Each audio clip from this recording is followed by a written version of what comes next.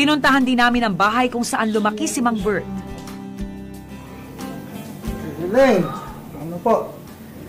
Ito si Chu Hiling, isa sa kapatid ng aking yumaong ama. Panglima sa magkakapatid, si Bert Tawa ay pangsyam sa 10 magkakapatid. Lucky 9 kung tawagan, Lucky 9.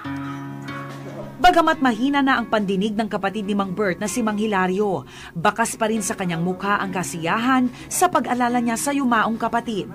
Kahit nga raw noong malayo na ang narating ni Mang Bert, ang bayan ng Baliwag nanatili pa ring malapit sa kanyang puso. Lagi kong sinasabi, ang dilimingon sa pinanggalingan, hindi makakakating sa pagkakoonan. Sa aming pagbabalik, bilang pagunita sa naging buhay ng kanyang ama, naisipan ng anak ni Bert Tawa Marcelo na si Gerard na sumulat ng libro. Madami ng bagong henerasyon na hindi nakilala si Bert Tawa. So mas naging proud ako kasi nakita ko yung pinagdaanan niya, yung talagang from the ranks kailangan mo magsimula sa baba bago ka makapunta sa taas.